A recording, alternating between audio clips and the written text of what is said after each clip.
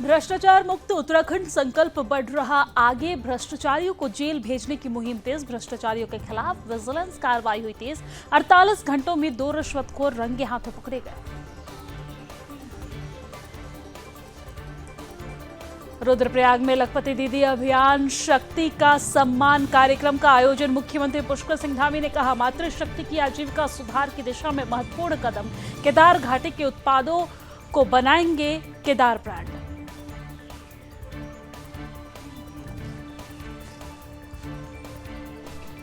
देहरादून में हुआ आंतरिक सड़कों और नाली निर्माण कार्यों का भूमि पूजन। 43.44 लाख की लागत से हो रहा निर्माण। कैबिनेट मंत्री ने पूजन कर अधिकारियों को सही गुणवत्ता के सामान के निर्देश दिए।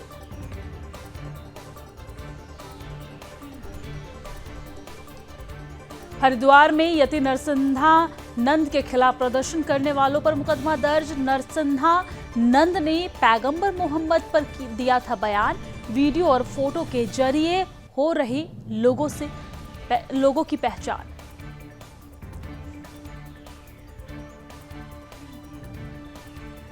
नरेंद्रनगर में श्री कुंजापुरी पर्यटन विकास मेले की बढ़ी रौनक। कृषि उद्यान सहित कई विभागों ने लगाया स्टॉल। लोगों ने स्टॉल से ली कई जानकारियां।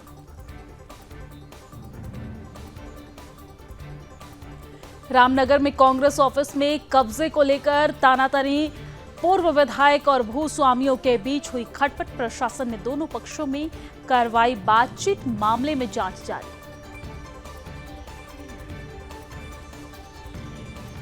रुड़की में ऑर्गेनिक डेयरी मिल्क फैक्ट्री में खाद्य विभाग ने की छापेमारी। मिलावटी घी बनाने की मिली थी सूचना। फैक्ट्री प्रबंधन को कागजात दिखाने के दिए निर्देश। केंद्रीय टीम को भेजी जाएगी रिपोर्ट।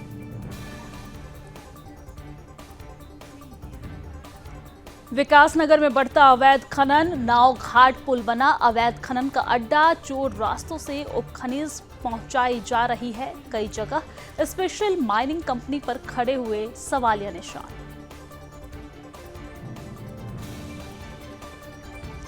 विकासनगर में पुरुषों को अश्लील इशारे करने पर 5 महिलाएं गिरफ्तार। आते जाते पुरुषों को छेड़ रहा था महिलाओं का समूह। राहगीरों को ही कर रही थी परेशान।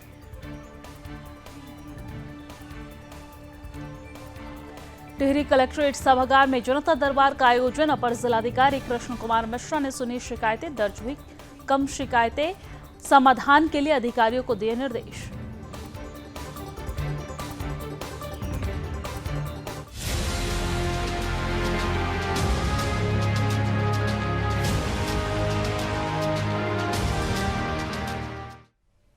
नमस्कार, सुदर्शन न्यूज पर अपना उत्तराखंड देख रहे हैं आप। मैं हूं आपके साथ दिव्या सिंह। बुलेटिन की शुरुआत बड़ी खबर के साथ करते हैं। बड़ी खबर आपको बता दें कि मुख्यमंत्री पुष्कर सिंह धामी ने रुद्रप्रयाग के खेल मैदान में लखपति दीदी अभियान शक्ति को सम्मान कार्यक्रम में प्रतिभाग किया है। इस अवसर पर मुख्यमंत्री पुष्कर सिंह धामी ने केदारनाथ विधानसभा की दिवंगत विधायक शैला रानी रावत को श्रद्धांजलि देते हुए कहा कि उनके निधन पर मैंने इस विधानसभा की जिम्मेदारी बतौर उनका प्रतिनिधि लेने का आश्वासन दिया था। इसी क्रम में लगातार क्षेत्र के विकास के लिए शासन प्रशासन सहित वरिष्ठ मंत्री इसमें लगे हुए हैं। उन्होंने कहा कि बीते दिनों 31 जुलाई को अतिवृष्टि के चलते भारी नुकसान हुआ। सड़कें और पैदल मार्ग बंद हो गए थे। यात्रा मार्ग पर फंसे कई स्थानों से करीब 15,000 लोगों को रिकॉर्ड समय में मैनुअल एवं हेली से रेस्क्यू कर सुरक्षित निकाला गया। इसके अलावा 15 दिनों में पैदल मार्ग को सुचारू कर 1 महीने के भीतर ही यात्रा को पूर्व जैसे भव्य स्वरूप में वापस लाया गया। उन्होंने स्थानीय जनता एवं केदार घाटी के लोगों को इस पूरे रेस्क्यू अभियान से लेकर यात्रा को दोबारा समय पर सुचारू करवाने के लिए धन्यवाद दिया। सब मिलाकर लगभग 190 करोड़ से ज़्यादा की योजनाओं का यहाँ पर लोकार्पण और शिलान्यास किया गया है और बहुत सारी योजनाओं की स्वीकृति प्रदान की गई है। लगभग मैं समझता हूँ कि सैकड़ों योजनाएं यहाँ की स्वीकृत हुई हैं और जिनको घोषणाओं के रूप में स्वीकृति प्रदान कर दी गई है, जिनके शासनादेश भी निकल गए हैं, जो आने वाले समय में इस पूरे रुद्रप्रयाग जनपद में और केदार घाटी में विकास के मामले में ये सभी योजनाएं एक मील का पत्थर साबित होंगी। इन योजनाओं के धरातल पर उतरने से ये जनपद हमारा आदर्श जनपद के रूप में एक तरह से प्रख्यात होगा। ख्याति इसकी बढ़ेगी और हम चाहते हैं कि जो हमारा बाबा केदार का धाम है, उस केदार के धाम को पूरे विश्व के अंदर लोग उसको आस्था और श्रद्धा के केंद्र के रूप में मानते हैं। तो ये धाम हमारा हर प्रकार से जो हमारे प्रधानमंत्री आदरणीय मोदी जी के नेतृत्व में 2014 के बाद तेज़ी से नवनिर्माण और पुनर्निर्माण हुआ है, वो काम रुकना नहीं चाहिए, वो काम और तेज़ी से आगे बढ़ना चाहिए। हम उसके लिए प्रतिबद्ध हैं, संकल्पबद्ध हैं।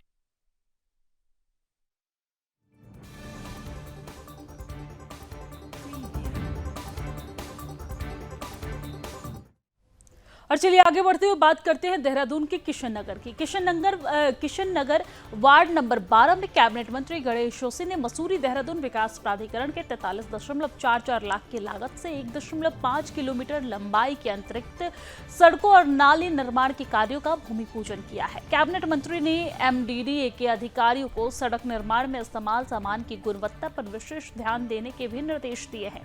कैबिनेट मंत्री ने कहा कि विश्व के सबसे लोकप्रिय नेता प्रधानमंत्री नरेंद्र मोदी के सबका साथ, सबका विकास, सबका विश्वास और सबका प्रयास के मूल मंत्र और मुख्यमंत्री पुष्कर सिंह धामी के नेतृत्व में जनता की सरकार जनता के द्वारा नारे को चरितार्थ करते हुए मूलभूत सुविधाओं को सुदृढ़ करने की दिशा में प्रयासरत है। उन्होंने कहा कि बीजेपी सरकार जिन योजनाओं का शिलान्यास करती है उसका लोकार्पण भी करती है। उन्होंने ये भी कहा कि विकास कार्य एक निरंतर प्रक्रिया है। उन्होंने क्षेत्रवासियों से सरकार के किए जा रहे विकास कार्यों की देखरेख करने की भी अपील की। कैबिनेट मंत्री गणेश जोशी ने MDDA के अधिकारियों को समय सीमा के भीतर निर्माण कार्य पूरे करने के भी निर्देश दिए। इस अवसर पर मंडल अध्यक्ष प्रदीप रावत, निवर्तमान पार्षद नंदनी शर्मा समेत कई लोग मौजूद नजर आए।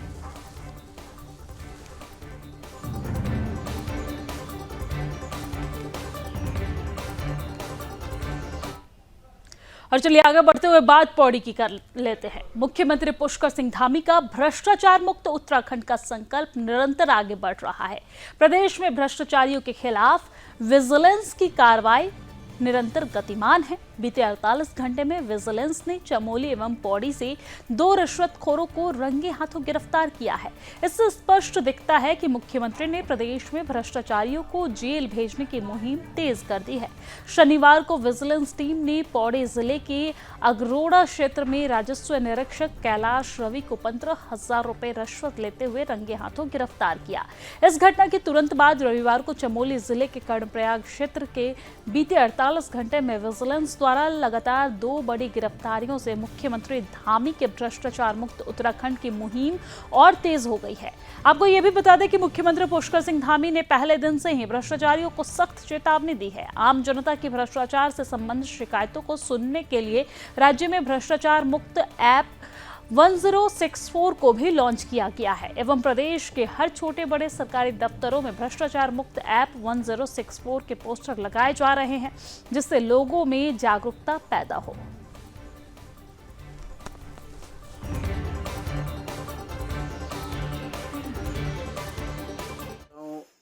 का क्षेत्र है पौड़ी गढ़वाल के समीप जवालपा देवी सेरा के नजदीक। तो ये जमीन से मामला जुड़ा है। ये जो कानून को रवि कैलाश कल पकड़े गए, इन्होंने मेरे को इस ज़मीन के लिए आख्या बनाने के लिए और इस ज़मीन का मेजरमेंट के लिए इन्होंने कुछ मेरे से डिमांड करी थी, जिसकी मैंने सूचना विजिलेंस डिपार्टमेंट को दी थी, देहरादून विजिलेंस डिपार्टमेंट को। तो उन विजिलेंस डिपार्टमेंट की मदद से मैंने कल ये कार्रवाई करी और उसमें मैं सफल रहा।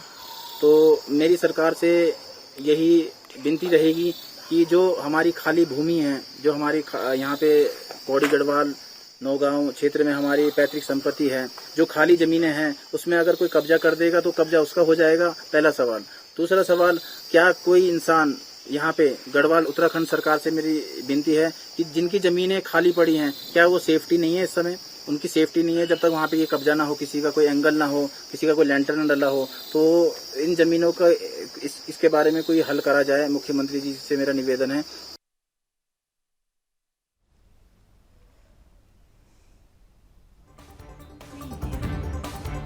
और चलिए अब आगे बढ़ते हुए बात कुंजापुरी पर्यटन क्षेत्र की करते हैं। श्री कुंजापुरी पर्यटन विकास मेले में जहां खेल कूद और सांस्कृतिक कार्यक्रम रौनक बढ़ा रहे हैं, वहीं कई विभागों के लगाए गए स्टॉल भी मेले के आकर्षण के केंद्र बने हुए हैं। आपको ये जानकारी दे दें कि महिला सहायता समूह ने मेले में मिलेट्स के व्यंजन, हैंडीक्राफ्ट, स्वेटर, शॉल, पंखी, दस्ताने जैसे गर्म कपड़ों के स्टॉल लगाए हैं और साथ ही लोगों को बताया जा रहा है कि किस तरह से स्वावलंबी बना जा सकता है। मेले में आयुर्वेदिक विभाग ने भी स्वास्थ्य शिविर लगाया है, जहां लोगों को शल्य नाड़ी और पंचकर्म चिकित्सा की दवाइयां निःशुल्क उपलब्ध करवाई जा रही है। इसके साथ ही कृषि विभाग ने मेले में आए किसानों को निःशुल्क कृषि यंत्र वितरित किए। मेले में लगे स्टॉल से लोगों को कई विभागों की जानकारियां भी दी जा रही है। इस तरह से कह सकते हैं कि जहां एक ओर मेले में लगाए गए स्टॉलों से कई विभागों की जानकारियां मिल रही है, तो वहीं दूसरी तरफ लोग अपनी आवश्यकताएं की चीजें भी खरीद रहे हैं। आपको बता दें, इसके साथ ही लोग स्वास्थ्य शिविर में जाकर अपनी जांच करवा रहे हैं, दवाइयां ले रहे हैं और वहीं खूब खरीदारी भी कर रहे हैं।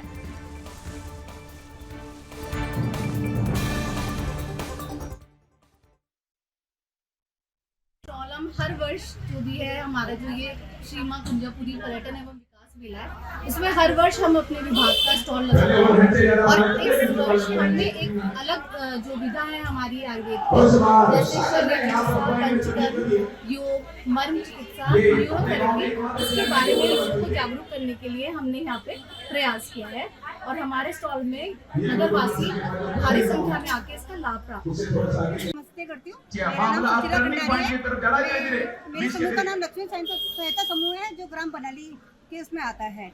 हम लोग ग्रामीण आजीविका मिशन के द्वारा हम लोगों के छोटे छोटे समूह बने हुए जो अपने गाँव में स्थानीय उत्पादों का वो करते हैं, साथ में स्थानीय व्यंजनों का भी वो करते हैं। ये जो हमारी गढ़वाली वो है, गढ़वाली व्यंजन जो आगे बढ़ते गए, जैसे स्थानीय उसमें दाल की पकौड़ियाँ हुई और मंडवे के मोमोज हुए, साथ में झंगोरे की खीर है और स्वाले हुए, और साथ में जो हमारी गाँव के दालें हैं, मसाले हैं, घर के बने हुए पिसू लोण है। यहाँ पे मैं माँ कुंजापुरी स्वयं सहायता समूह से हूँ। इसमें हम सभी महिलाएं काम करती हैं। इसमें हम जैसे जूट का काम करते हैं, टोकरी बनाते हैं, चप्पलें, अचार, जैम, चटनी, सभी इसमें रोजगार का वो होता है। सभी महिलाएं इसमें मिलकर काम करती है और सर इसमें ये जैसे माँ कुंजापुरी मेला चल रहा है, इसमें स्टॉल लगाया जाता है। इसमें सभी महिलाएं मिलकर काम करती हैं। इसमें सभी को रोजगार का साधन हो जाता है। ये हर जगह स्टॉल लगाई जाती है। और चलिए अब आगे बढ़ते हुए बात हरिद्वार की कर लेते हैं, जहां पर महामंडलेश्वर यति नरसिंहानंद ने के मोहम्मद पर दिए गए बयान के बाद नरसिंहानंद के खिलाफ प्रदर्शन करने वाले लोगों पर हरिद्वार पुलिस ने मुकदमा दर्ज किया है। आपको बता दें कि बीते शुक्रवार और शनिवार को जिले भर में कई जगहों पर मुसलमान समुदाय के लोगों ने यति नरसिंहानंद के खिलाफ कार्रवाई की मांग को लेकर भड़काऊ नारेबाजी भी की थी, जिसके बाद पुलिस ने ज्वालापुर, सिडकुल, कलियर और लक्सर कोतवाली में सैकड़ों लोगों के खिलाफ हेट स्पीच, सड़क जाम करने और अन्य धाराओं में मुकदमा दर्ज कर लिया है। एसएसपी प्रमेंद्र सिंह डोभाल का कहना है कि वीडियो और तस्वीर के जरिए प्रदर्शनों में शामिल लोगों की पहचान की जा रही है। आरोपियों के चिन्हित होने के बाद ही कानूनी कार्रवाई की जाएगी। आपको बता दें कि यति नरसिंहानंद ने पैगंबर मोहम्मद पर टिप्पणी की थी, जिसको लेकर मुस्लिम समुदाय के लोगों में काफी रोष देखा जा रहा है।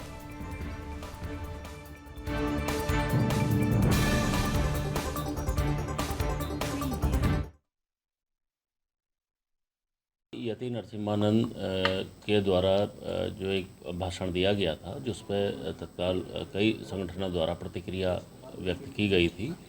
इसी मामले में हरिद्वार जनपद में रुड़की, कलियर, लक्सर और हरिद्वार में अलग अलग जगह पर कुछ संगठन, मुस्लिम संगठनों द्वारा एकत्रित होकर ज्ञापन दिया जा रहा था और इसी प्रक्रम में, इसी प्रक्रिया में कुछ लोगों के द्वारा जो है एक हेट स्पीच का प्रयोग किया गया था और एक विरोधी जो नारे हैं वो लगाए गए थे और उसको पुलिस सोशल मीडिया में काफ़ी लोगों के द्वारा शेयर लगातार किया जा रहा था। तत्काल पुलिस ने इसमें कल कार्रवाई करते हुए 4 अन्य अलग अलग जगहों पर अभियोग पंजीकृत किए हैं। इसमें खासकर 191 और 196 BNS में अभियोग पंजीकृत किए गए हैं और इसमें इन लोगों की पहचान की जा रही है और जो भी लोग इसमें दोषी होगा उसके खिलाफ कार्रवाई की जाएगी।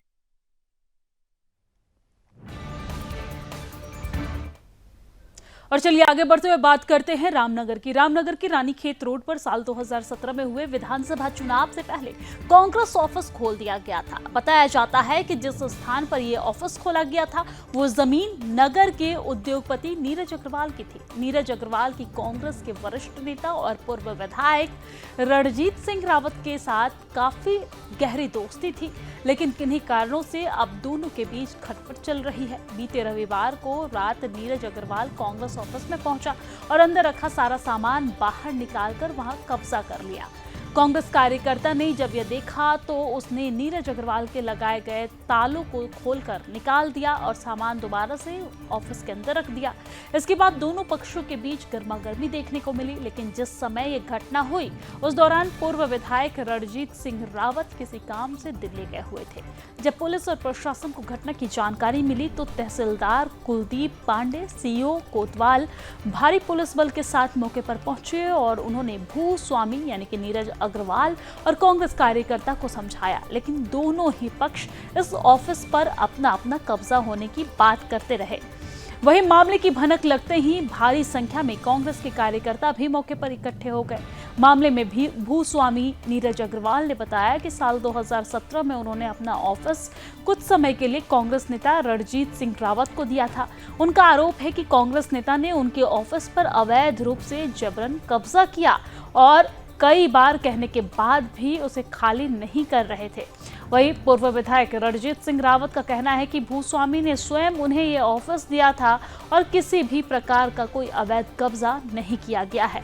कोतवाली में प्रशासन ने दोनों पक्षों के बीच बातचीत करवाई। फिलहाल अभी मामला पूरी तरीके से निपटा नहीं है। दोनों पक्ष कब्जे को लेकर अड़े हुए हैं। अब देखना होगा कि यह ऑफिस कांग्रेस का रहेगा या फिर भूस्वामी यानी कि नीरज अग्रवाल के कब्जे में जाएगा। प्रशासन मामले की जांच में जुटी हुई है।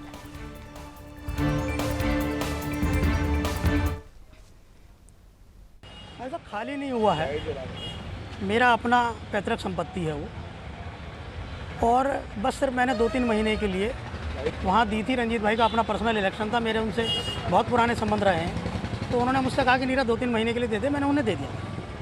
यानी उसके बाद जो है बस वो बैठे रहे। अब मुझे क्योंकि ज़रूरत पड़ रही है, मेरा अपना ऑफिस खोलना है वहाँ पर, तो मैं अपना ऑफिस खोल रहा हूँ। मेरा किसी तरीके का कोई विवाद नहीं है, क्योंकि मेरी अपनी जगह है, तो मैं वहाँ ऑफिस खोलना चाह रहा हूँ। नहीं, मेरे पास ताली रहती है उसकी हमेशा से। मेरा अपना एक गार्ड रहता है वहाँ पर, बल्कि मेरे यहाँ आजकल कारपेंटर काम कर रहे हैं, वो भी यहीं रहते हैं। नहीं, देखिए ये 2016 से हम लोग यहाँ पे कांग्रेस कार्यालय हमारा है यहाँ पे, और ये कांग्रेस का मेन कार्यालय है। ये कोई चुनावी कार्यालय नहीं था, मुख्य कार्यालय कांग्रेस का, रामनगर कांग्रेस का यहाँ पे है 2016 से। और अभी जब मैं लगभग 7 बजे के आसपास मैं यहाँ से निकल रहा था तो मैंने देखा कि हमारे ऑफिस का सामान बाहर रखा हुआ था, और यहाँ पे करीब 30-35 लोग खड़े थे जो रामनगर के नहीं थे, बाहर के थे, और जो कि चेहरे मोहरे से अपराधी प्रवृत्ति के लग रहे थे।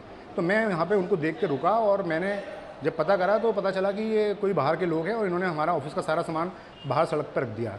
और जब मैंने पूछा यहाँ पे इन लोगों से तो इन्होंने मुझे कहा कुछ नहीं करके, और बाहर निकल करके ताला लगा दिया। उसके बाद में फिर जब मैंने अपने और कार्यकर्ताओं से बात करी, और सब लोगों ने यहाँ पे आकर के इस ताले की चाबी हमारे पास रहती है, और एक चाबी यहाँ के अंदर गार्ड रहता है उसकी रहती थी, तो हमने वो ताला खोल करके जो इन्होंने लगाया था अपना सामान दोबारा से कांग्रेस कार्यालय में रख दिया।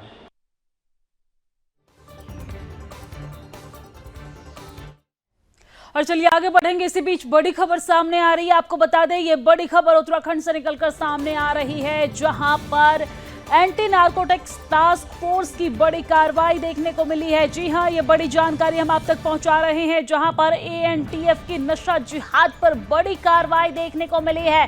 317 ग्राम स्मैक और 3 जिहादी तस्कर गिरफ्तार हुए हैं। इस कार्रवाई के दौरान शहजाद, आजाद और रईस को गिरफ्तार किया गया है। ये बड़ी जानकारी आप तक पहुंचा रहे हैं, जहां पर एंटी नारकोटिक्स टास्क फोर्स की बड़ी कार्रवाई उत्तराखंड में देखने को मिली है। और इस दौरान एएनटीएफ की नशा जिहाद के खिलाफ ये बड़ी कार्रवाई, जिस तरीके से आपको बता दें स्मैक की जो कुल कीमत है वो 95 लाख रुपए बताई जा रही है।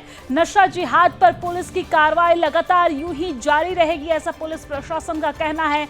नशे को लेकर सीएम पुष्कर सिंह धामी ने संकल्प लिया कि उत्तराखंड को नशा मुक्त बनाना है, 2025 तक नशा मुक्त उत्तराखंड हो, और इसी को लेकर अब एएनटीएफ की टीम के द्वारा बड़ी कार्रवाई की जा रही है। और इस दौरान स्मैक की कीमत 95 लाख रुपए बताई गई है, जिसे जब्त कर लिया गया है और 3 आरोपी को भी, 3 जिहादी को भी यहां से गिरफ्तार किया गया है। ये बड़ी जानकारी, जहां पर नशे को लेकर सीएम पुष्कर सिंह धामी ने संकल्प लिया है कि 2025 तक प्रदेश को नशा मुक्त बनाना है और उसी के तहत लगातार पुलिस प्रशासन के द्वारा एंटी नारकोटिक्स टीम के द्वारा कार्रवाई की जा रही है। और इस कार्रवाई के दौरान 3 जिहादी को गिरफ्तार किया गया है। तीनों जिहादी का नाम भी हमने आप तक पहुंचाया कि किस तरीके से शाहजाद रईस और एक और जिहादी को गिरफ्तार किया गया है। नशे को लेकर सीएम पुष्कर सिंह धामी लगातार सख्त नजर आ रहे हैं। 2025 तक प्रदेश को नशा मुक्त बनाने का संकल्प सीएम पुष्कर सिंह धामी के द्वारा लिया गया और इसी के तहत कार्रवाई भी लगातार जारी है। नशा जिहाद पर पुलिस प्रशासन की कार्रवाई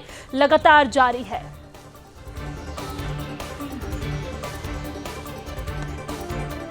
तो ये बड़ी जानकारी हम आप तक पहुंचा रहे हैं, जहां पर 2025 तक उत्तराखंड को नशा मुक्त बनाना है, ऐसा उत्तराखंड के मुख्यमंत्री पुष्कर सिंह धामी का संकल्प है और उसी के तहत लगातार कार्रवाई भी की जा रही है। नशा जिहाद पर पुलिस प्रशासन का लगातार कार्रवाई जारी है।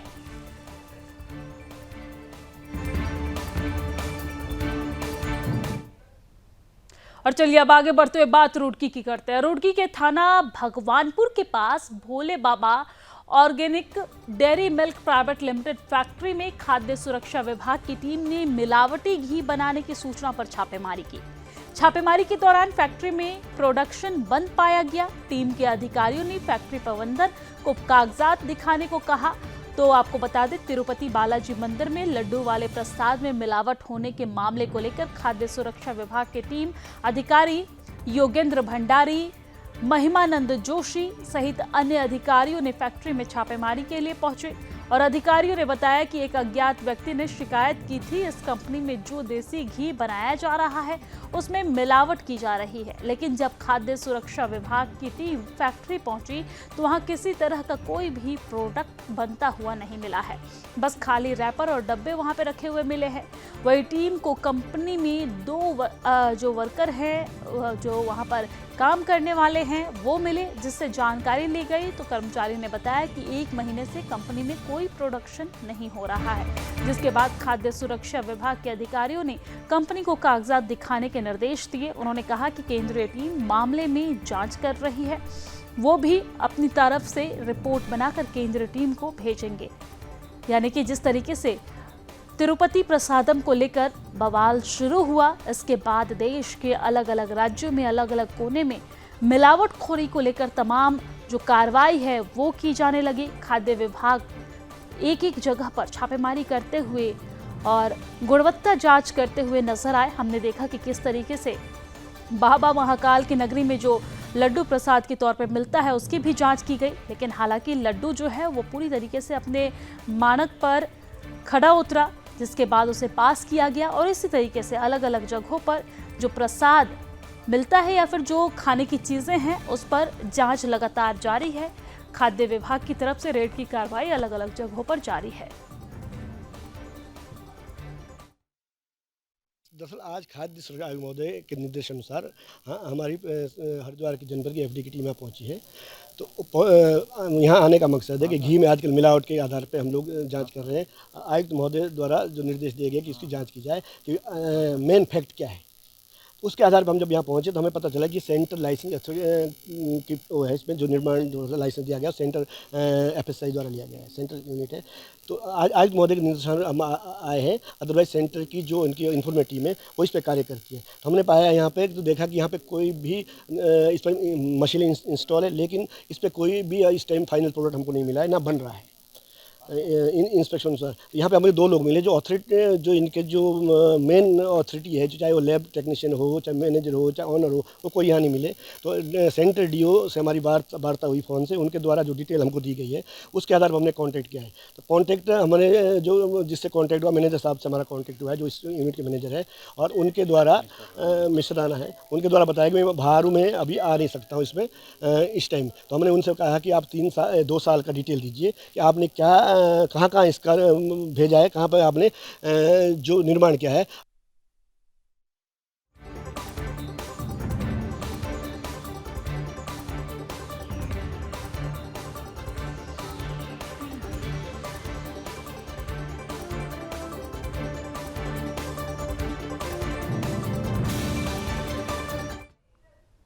और चलिए अब आपको सीधा लिए चलते हैं नैनीताल, जहां पर अभिनंदन समारोह में मुख्यमंत्री पुष्कर सिंह धामी जनता को संबोधित करते हुए क्या कुछ कह रहे हैं, सुनवाते हैं। लोकसभा क्षेत्र के लोकप्रिय सांसद और भारत सरकार में पूर्व केंद्रीय मंत्री आदरणीय अजय भट्ट जी, आम्रपाली कुलपति विश्वविद्यालय के कुलपति प्रोफेसर नरेंद्र सिंह बिष्ट जी, सचिव आम्रपाली श्री नरेंद्र ढींगरा जी, सीईओ आम्रपाली डॉक्टर संजय ढींगरा जी, एसके सिंह जी, प्रोफेसर साहब, भारतीय जनता पार्टी के जिलाध्यक्ष भाई प्रताप बिष्ट जी, हमारे उत्तराखंड सरकार में मेरे साथ हमारे दायित्ववान श्री सुरेश भट्ट जी, दीपक मेहरा जी, दिनेश आर्य जी, मंडी परिषद के चेयरमैन प्रोफेसर अनिल कुमार डब्बू जी, उत्तम दत्ता जी एवं यहाँ पर उपस्थित हमारे भाटिया जी, महामंत्री हमारे भट्ट जी, कमिश्नर साहब हमारे श्री दीपक रावत जी, डीएम वंदना जी और एसएसपी श्री मीणा जी और हमारे डीआईजी डॉक्टर योगेंद्र सिंह रावत जी एवं यहाँ पर उपस्थित हमारे सभी योगेंद्र रोतेला जी समेत सभी उपस्थित सभी हमारे अतिथिगण, सभी आए हुए अभिभावकगण और जिनके निमित्त आज ये कार्यक्रम हो रहा है, ऐसे सभी हमारे छात्र एवं छात्राएं, सभी हमारे युवा साथियों, पत्रकार मित्रों, छायाकार बंधुओं। तो नैनीताल से मुख्यमंत्री पुष्कर सिंह धामी को सुन रहे थे आप। इसी के साथ उत्तराखंड की खबरों में फिलहाल इतना ही, लेकिन देश और दुनिया की तमाम खबरों के लिए आप देखते रहिए सुदर्शन न्यूज। जय हिंद।